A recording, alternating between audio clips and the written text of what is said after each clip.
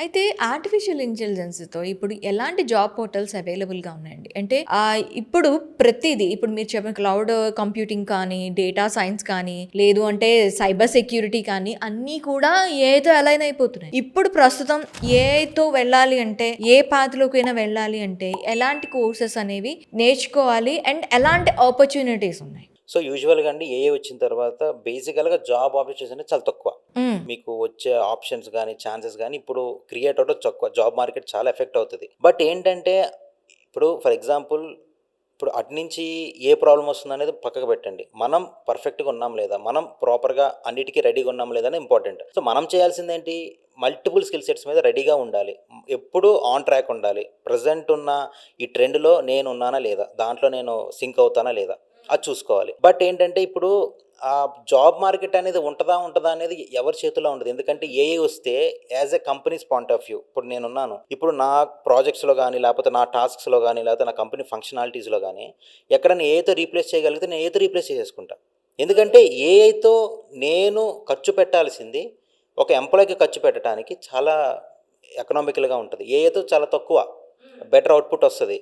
Human errors ఉండవు.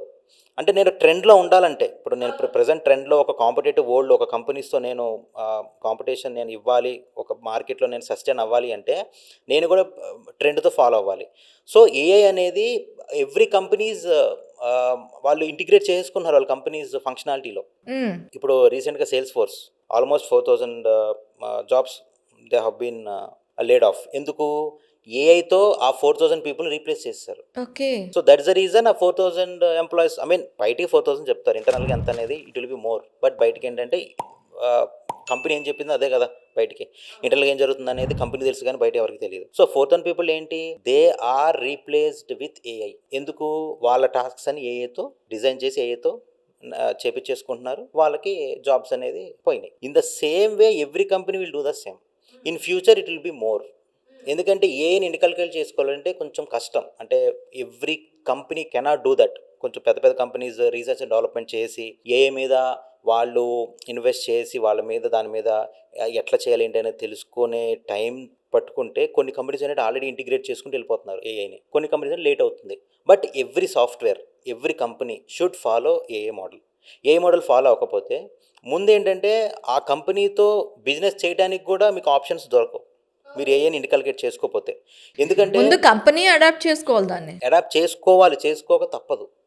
చేసుకోవాలి అంటే జాబ్ మార్కెట్ ఎఫెక్ట్ అవ్వాలి. జాబ్ మార్కెట్ ఎఫెక్ట్ అయింది అంటే యూజువల్‌గా జాబ్ మార్కెట్ తక్కువ ఉంటది. సో, బిజినెస్ జరుగుద్దని కాదు. బిజినెస్ అనేది పక్కా ఎప్పుడులాగే జరుగుతుంటది. ఇంకా ఎఫెక్టివ్‌గా జరుగుతది. బట్ ఆ బిజినెస్‌లో ఇన్వాల్వ్ అయిన ఎంప్లాయీస్, ఆ బిజినెస్‌లో ఇన్వాల్వ్ అయిన టీమ్ తగ్గుతది. హ్యూమన్స్ తగ్గుతారు. మెషిన్స్ హ్యూమన్ ఫోర్స్ పెరుగుతాయి. తగ్గుతుంది. మిషన్ మిషన్ ఫోర్స్ పెరుగుతుంది. పెరుగుతుంది. AI okay. ఫోర్స్ పెరుగుతుంది. For sure. అది ఎంత కాలం ఉంటది, ఎన్ని ఇయర్స్ ఉంటదనేది చెప్పలేం. సో, ఒక టెక్నాలజీ బయటకొచ్చిందంటే దానికి ఎక్స్‌పైరీ డేట్ ఉంటది. ఎనీథింగ్. ఇప్పుడు డివాప్స్ ఉంది. ఒక 5-10 ఇయర్స్ ముందు డివాప్స్ అంటే ఇట్స్ మోస్ట్ హ్యాపెనింగ్ టెక్నాలజీ. ఇప్పుడు డివాప్స్ అంటే అందరికొచ్చు. అలానే ఏఐ కూడా అట్లనే అయితది. బట్ ఏఐతో డీల్ చేయటానికి ఏఐ జాబ్స్ అనేది అసలు జాబ్ మార్కెట్‌ని ఎఫెక్ట్ చేసే టెక్నాలజీకి దాన్ని డెవలప్ చేసే జాబ్ మార్కెట్ ఉంటది అంటే ఉండదు. హుహు. 10 మంది కావాలనుకోండి ఒక టీమ్‌కి. 2-3 పీపుల్‌తో అయిపోతుంది. ఓకే. మిగతా 50-60% మనం ఏఐతో చేపిచ్చేయొచ్చు. Okay. So, like that job market effect అవుద్ది. అంటే ఇదివరకి ఒక 10 ఓపెనింగ్స్ పడతన్నాయి అంటే ఇప్పుడు 2-3 ఓపెనింగ్సే బయటకొస్తాయి. మిగతా ఓపెనింగ్స్ అన్నీ ఏఐతో రీప్లేస్ చేసేసుకుంటారు. ఆ పర్టిక్యులర్ టాస్క్స్‌కి ఇంకా వాళ్ళు హ్యూమన్స్‌ని అడగక్కర్లేదు. లేకపోతే దానికొక హెడ్ కౌంట్‌ని తీసుకోక్కర్లేదు. హ్మ్. సో, ఏఐతో రీప్లేస్ చేసుకుంటారు కాబట్టి మిగతా వాటికి వాళ్ళు తీసుకుంటారు. అంటే ఏఐని డెవలప్ చేయాలంటే ఎట్లైనా హ్యూమనే కావాలి కదా! ఏఐని క్రియేట్ చేసేది మనమే. ఏఐని ట్రైన్ చేసేది మనమే. ఏఐతో మనల్ని మనం రీప్లేస్ చేసుకునేది మనమే. ఓకే. అయితే ఏఐ గురించి పక్కన పెడితే, ఒక సాఫ్ట్‌వేర్ జాబ్ గురించి తీసుకుందాం. ఒక సాఫ్ట్‌వేర్ జాబ్ మినిమమ్ ఆహ్, రిక్రూట్‌మెంట్‌కి వెళ్ళాలి అంటే వాళ్ళకి ఖచ్చితంగా కోడింగ్ వచ్చి ఉండాలా? లేదంటే కోడింగ్ లేకపోయినా వాళ్ళకి జాబ్‌లోకి తీసుకునే అవకాశాలుంటాయా? సో, ఐటీ జాబ్స్‌లో అంటే టెక్నికల్ జాబ్స్‌లోనే కోడింగే ఉండదండి. కోడింగ్ ఒక 30% జాబ్స్ కోడింగ్ ఉంటది. మిగతా వాటి కోడింగ్ లేని జాబ్స్ ఉంటాయి. ఇప్పుడు ఫ్రంట్ ఎండ్ కోడింగ్ తక్కువ, పైథాన్ కోడింగ్ తక్కువ, డివాప్స్ కోడింగ్ తక్కువ, డేటా సైన్స్ కోడింగ్ తక్కువ. సో, డేటా అనలిటిక్స్ కోడింగ్ తక్కువ. సో, ఒక ప్రోగ్రామింగ్ లాంగ్వేజ్‌లోనే కోడింగ్స్ యూజ్ చేస్తాం. అంటే కోడింగ్ రాయాలి. Especially Java dot net.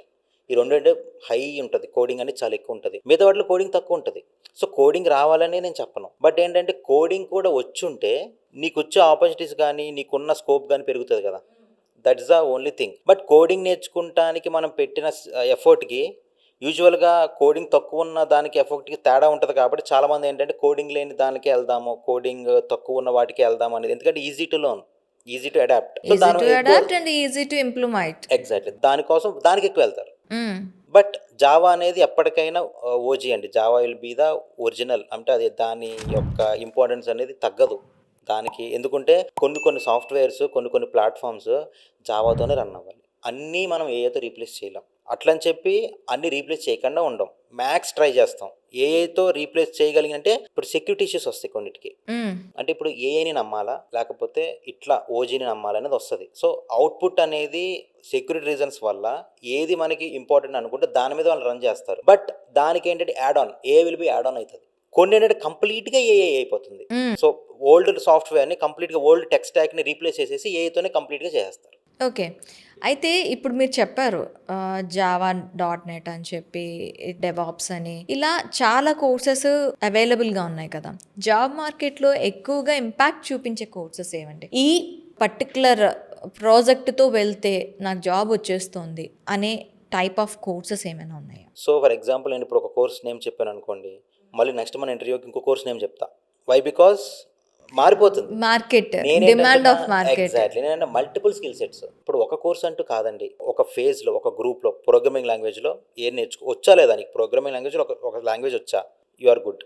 Cloud కంప్యూటింగ్లో ఏదన్నా వచ్చా, యు ఆర్ గుడ్. డివాప్స్ వచ్చా, సిఐసిడి. సో ఇవన్నీ ఏంటంటే మల్టిపుల్ స్కిల్ సెట్స్ ఉంటే ఇవాళ కాదు, రేపు కాదు, నెక్స్ట్ మంత్ కాదు, నెక్స్ట్ ఇయర్ కాదు. సో దట్ నీకేంటంటే ఆప్షన్స్ ఎక్కువ ఉంటాయి. సో నువ్వు చేయగలిగేది అదే. ఇప్పుడు మల్టిపుల్ స్కిల్ సెట్స్ అనేది last option you can get. ఎందుకంటే అంతకన్నా నువ్వు ఎఫర్ట్ పెట్టి చేయాల్సింది ఏం లేదు. ఎందుకంటే ఇదివరకు ఒక స్కిల్ సెట్తో అయిపోయేది, ఇప్పుడు మల్టిపుల్ స్కిల్ సెట్ అడుగుతున్నారంటే ఇంకా అంతకన్నా మల్టీ లెవెల్ స్కిల్ సెట్స్ ఏముండవు కదా. సో మల్టిపుల్ స్కిల్ సెట్స్ అంటే నువ్వు పెట్టే ఎఫర్ట్ కానీ, నువ్వు పడే కష్టం కానీ, ఇట్స్ వెరీ, చాలా డిఫరెన్స్ ఉంది ఒక 10 years ముందప్పుడు.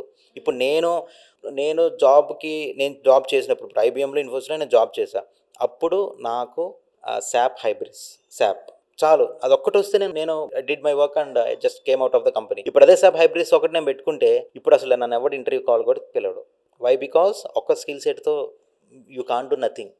ఏం చేయలేవు నువ్వు. ఇప్పుడు నేను మల్టిపుల్ స్కిల్ సెట్స్ ఉంటే నేను ఇదేనే మనం ఏం చెప్పలేము. ఎందుకంటే ఒక్కొక్క కంపెనీకి ఒక్కొక్క స్కిల్ సెట్ కావాలి. ఇప్పుడు నేను ఈ స్కిల్ సెట్ చెప్పాను అనుకోండి, ఈ స్కిల్ సెట్స్ యూస్ చేసే కంపెనీస్ కానీ, ఈ స్కిల్ సెట్స్లో యూస్ చేసే ప్రాజెక్ట్స్ కావాల్సిన కంపెనీస్లో కానీ నీకు కావాలి అంటే నీకు ప్రాబిలిటీ తగ్గిపోద్ది కదా. నేనేమంటున్నాను, నీ ఫీజిబిలిటీ బట్టి, నీకున్న ఇంట్రెస్ట్ బట్టి, నీకున్న ఆ టెక్నాలజీ మీద ఉన్న నీకున్న ఆ ఎంథూజియాజం బట్టి ఏది తీసుకోవాలనేది you decide. But multiple skill set ఉండాలనేది మై పాయింట్. నాకు మీరంతా చెప్తూ ఉంటే జాబ్లో జాయిన్ అయినప్పటికి కూడా అప్గ్రేషన్ అనేది చాలా ఫర్ షూర్ అండి. ఇంపార్టెంట్. జాబ్లో జాయిన్ అయితే సరిపోదు. చాలా మంది ఐటీ ఎంప్లాయీస్ స్ట్రెస్ ఫీల్ అవుతూ ఉంటారు, వాళ్ళు కొంచెం దీనిగా ఉంటారు అని. మెయిన్ రీజన్ ఇది అనుకోవచ్చా? ఫర్ షూర్ అండి. అంటే 2 things అండి. ఒకటేంటంటే చేయాల్సిన జాబ్ని ఇప్పుడు ఏంటంటే ఒక ఎంప్లాయీకి ఇవ్వాల్సిన జాబ్ కాదు, ఒక 2 to 3 ఎంప్లాయీస్కి ఇవ్వాల్సిన జాబ్ ఒక ఎంప్లాయీస్కి ఇచ్చేస్తున్నారు. మల్టిపుల్ స్కిల్ సెట్స్ మీద మీకు నాలెడ్జ్ ఉండాలంటే ఏంటి, 2-3 చేయాల్సిన వరకు 2-3 ఉండాల్సిన నాలెడ్జ్ మీకు ఉండాలనే కదా. అవును, ఉంటేనే కదా మీకు జాబ్ వచ్చేది. అంటే లోపలికి వెళ్ళిన తర్వాత కూడా 2 to 3 people చేయాల్సిన వరకు మీరు చేయాలి కదా. అవును. సో ఇప్పుడు వర్క్ ఫ్రమ్ హోమ్ వచ్చిన తర్వాత, ఇదివరకు వర్క్ ఫ్రమ్ ఆఫీస్ అంటే 9 hours క్లాక్ చేస్తాం, వచ్చేస్తాం. వెళ్ళటానికి 1 hour, రావడానికి 1 hour, 9, 10, 11 hours కల్లా మీ ప్రొఫెషనల్ కెరీర్ అయిపోతుంది. ఇప్పుడు వర్క్ ఫ్రమ్ హోమ్ అయితే 12 కాదు, 13 14 hours అయినా కూడా you are staying at home, right, you work for more hours అని అంటున్నారు. ఓకే. ఇప్పుడు మీరు అక్కడ ఇంకా ఇప్పుడు వర్క్ ప్రెషర్ లో ఇంకా అప్గ్రేషన్ ఎక్కడ ఉంటుందండి? That's the reason. ఇప్పుడు మీ వర్కే చేసుకోవాలా, కొత్త టెక్నాలజీస్ మీరు అడాప్ట్ అవ్వాలా. So how you tackle. So ఏంటంటే మీ వర్క్ ప్రెషర్తో పాటు ఇది కూడా ట్యాకిల్ చేయాలి అంటే పర్ డే కానీ, వీకెండ్స్లో కానీ ఆ అప్డేట్ అవ్వటానికి మీ ఒక స్కిల్ సెట్స్ని మీరు అడాప్ట్ చేసుకోవడానికి టైం ఇవ్వాలి. అంటే వీకెండ్ కూడా మీ పర్సనల్ లైఫ్ అనేది మీరు పక్కకు పెట్టేయాలి ఇప్పుడున్న సినారియోలో. అయితే అసలు ఈ క్లౌడ్ కంప్యూటింగ్ అంటే ఏంటి, దాంట్లోని ఉండే కోర్సెస్ ఎలా ఉంటాయి, ఇది ఒకవేళ ఆ జాబ్ పోర్టల్లో ఒక ఆపర్చునిటీ కింద దీన్ని పెట్టుకోవాలి అనుకుంటే దీంట్లో మెయిన్గా నేర్చుకోవాల్సింది ఏంటి? సో క్లౌడ్ కంప్యూటింగ్ అంటే అండి, ఫర్ ఎగ్జాంపుల్ ఒక సాఫ్ట్వేర్ కానీ, ఒక సాఫ్ట్వేర్ కంప్యూటింగ్ కానీ, ఒక డేటాని కానీ, లేకపోతే దేనైనా స్టోర్ చేయడానికి మనం యూజ్ చేస్తాం. ఇదివరకు ఏంటంటే సర్వర్స్ ఏంటంటే ఒక ఇన్ఫ్రాస్ట్రక్చర్, హార్డ్వేర్, దాంట్లో మనం డేటా యూజ్ చేస్తాం. అదేంటంటే ఇప్పుడు ఫర్ ఎగ్జాంపుల్ నేను ఒక సాఫ్ట్వేర్ ఉంది, లేకపోతే నా సాఫ్ట్వేర్ క్లయింట్స్ యూజ్ చేస్తున్నారు. సో ఆ డేటా నేను స్టోర్ చేయాలంటే నేను ఒక సర్వర్ మెయింటైన్ చేయాలి. సో సర్వర్ మొత్తం కొన్న తర్వాత ఆ సర్వర్ అనే డేటా ఎంత చేస్తున్నాను అనేది కూడా అది మనం 30% ఆఫ్ ద కెపాసిటీ యూస్ చేస్తున్నాం, లేదా 50% of the capacity use need లేదు. సర్వర్ కొన్నాము అంటే సర్వర్ని మొత్తం మనం మెయింటైన్ చేయాల్సిందే కదా. అవును. దానిలో ఎంత డేటా అన్నా యూస్ చేసుకోనండి, మొత్తం యూస్ చేయండి లేదా సగం యూస్ చేయండి, డజంట్ మ్యాటర్. హ్మ్. సో క్లౌడ్ వచ్చిన తర్వాత స్కాలబిలిటీ అంటే ఎవ్రీడే మీరు అడ్జస్ట్ చేసుకోవచ్చు. మీ డేటా అంటే మీ డేటా యొక్క స్టోరేజ్ని మీరు అడ్జస్ట్ చేసుకొని దాన్ని బట్టి మీరు పే చేయొచ్చు. Okay. Pay as per use. మీరు ఎంత యూస్ చేస్తే అంతే పే చేసుకోవాలి. రిమోట్ అంటే ఇంటర్నెట్తోనే మీ డేటాని యాక్సెస్ చేసుకోవచ్చు, ఇంటర్నెట్తోనే మీ డేటాని స్టోర్ చేసుకోవచ్చు, దాన్ని సెక్యూర్ చేసుకోవచ్చు, అన్నీ చేసుకోవచ్చు. సో ఈ క్లౌడ్ కంప్యూటింగ్ కాకుండా ఈ సర్వర్స్ అంటే ఏమైందంటే there is a lot of disadvantages ఎకనామికల్గా. అంటే మనీ ఎక్కువ వేస్ట్ అయిపోతుంది, మనకి ప్రాపర్గా అడ్జస్ట్మెంట్స్ అంత ర్యాపిడ్గా చేసుకోలేం, దాంతోపాటు రిమోట్గా యాక్సెస్ చేసుకోలేం, హ్మ్. దాంతోపాటు ఇంకేదన్నా కావాలన్నా యాడ్ చేసుకోవాలన్నా, లేకపోతే స్టోరేజ్ని మనం తగ్గించుకొని దాని వరకే మనం పే చేసుకోవాలన్నా కూడా కుదరదు.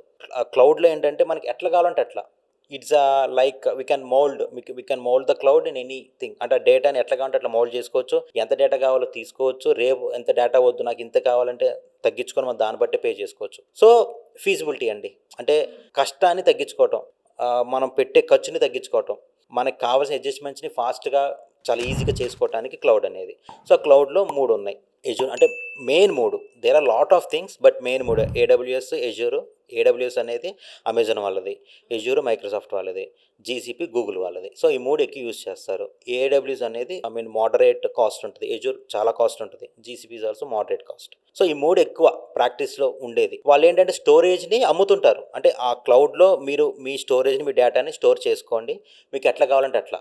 ఈ మంత్ మీకు ఇంత కావాలి, ఇంతే పే చేయండి, నెక్స్ట్ మంత్ తక్కువ కావాలి పే చేయండి, నెక్స్ట్ మంత్ ఎక్కువ కావాలి ఎక్కువ తీసుకొని పే చేయండి, అట్లా you will have that flexibility ఉంటుంది, ఫీజిబిలిటీ ఉంటుంది, దాంతోపాటు స్కాలబిలిటీ ఉంటుంది. So there are lot of advantages with cloud computing when compared with servers. నేను సర్వర్తో ఎందుకు కంపేర్ చేశానంటే, ఇప్పుడు చూసే వాళ్ళకి సర్వర్తో కంపేర్ చేసి ఓకే డేటాని స్టోర్ చేసేదన్నమాట అని క్లారిటీ వస్తుంది. అయితే సైబర్ సెక్యూరిటీ సార్, మనం డిఫరెంట్ కోర్సెస్ గురించి మాట్లాడుతున్నాం. సైబర్ సెక్యూరిటీ కోర్స్లో జాయిన్ అయ్యే ముందు దీనికి ఎవరు ఎలిజిబుల్?